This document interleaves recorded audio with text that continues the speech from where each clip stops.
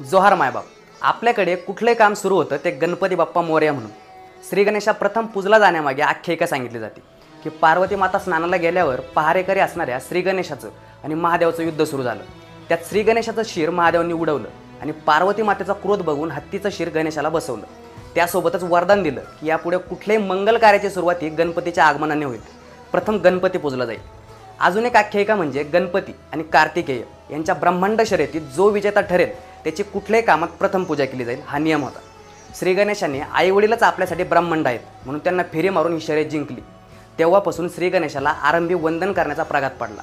माता पार्वती आणि भगवान शंकर यांच्या सेवकांना म्हणलं जातं गण आणि या गणांचा अधिपती म्हणजे गणपती होय.